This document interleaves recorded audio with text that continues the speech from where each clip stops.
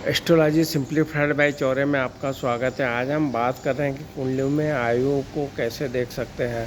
तो इसके लिए आपको क्या करना है, आपका जब भी कुंडली का जो रहता है उसमें आयु का विचार मुख्य रूप से हम जो अष्टम भाव होता है, अष्टमेश अष्टम भाव के स्वामी लग्न भाव के स्वामी शनि ग्रह की स्थिति के आधार पर किया जाता है। कुंडली में जो आयु का विचार करने के लिए आपको ये निम्नलिखित पहलुओं पर ध्यान देना होता है। अष्टम भाव के बारे में बात करें तो कुंडली का 8वां भाव आयु का भाव माना जाता है। इस भाव में स्थित ग्रह, राशि और ग्रहों की दृष्टि आयु के बारे में जानकारी प्रदान करती है।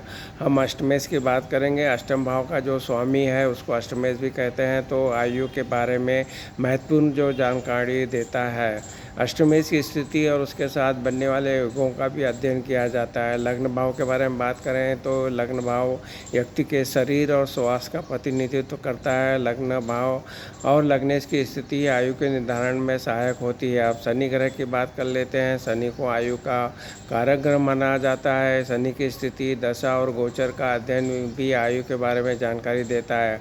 अन्य भावों के बारे में बात करें तो तीसरे और 10वें भाव को भी आयु के स्थान माना जाता है। ग्रहों की स्थिति और योग के बारे में बात करें तो कुंडली में ग्रहों की स्थिति को देखा जाता है। युति और दृष्टि का भी आयु पर प्रभाव पड़ता है। अंतर्दशा के बारे में बात करें, ग्रहों की महादशा अंतर्दशा का भी आयु पर प्रभाव पड़ता है, विशेष रूप से जब अशुभ ग्रहों की दशा चल रही हो।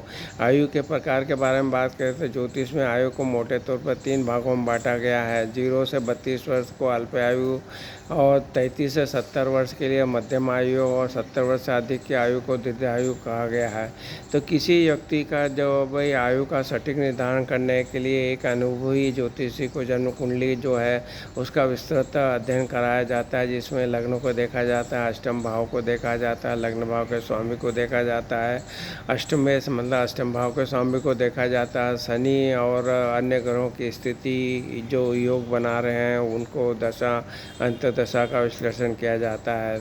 तो आज हमने जानने का प्रयत्न किया है कि आप अपनी जन्म कुंडली का अध्ययन जब हम किसी योग ज्योतिषी से या विशेषज्ञ ज्योतिषी से कराते हैं तो जो बातें हमने बताई वो उनका ध्यान में रखते हुए आपकी कुंडली का अध्ययन करके आपको सटीक जानकारी देने का प्रयास करेगा और उसके साथ उपाय भी बताएगा। तो जब भी आप अपने जन्मकालीन कुंडली का अध्ययन करते हो तो उसमें हमने जो बातें बताई गई है उसको ध्यान में रखना है। उसमें हमने बताया कि मुख्य रूप से आपको अष्टम भाव को देखना है, अष्टम भाव के स्वामी को देखना है, लग्न और लग्नेश को देखना है, शनि ग्रह की स्थिति देना है, उसके साथ में दशा अंतर्दशा गोचर इन सब का अध्ययन करके आपको सटीक जानकारी प्राप्त होती है। तो कुंडली में आयु का विचार करना हो तो जो पहलुओं के बाद की अष्टम भाव को देखिए, अष्टमेश को देखिए, लग्न भाव को देखिए, शनि ग्रह को देखिए, दशा को देखें, गोचर को भी देखें। ये सब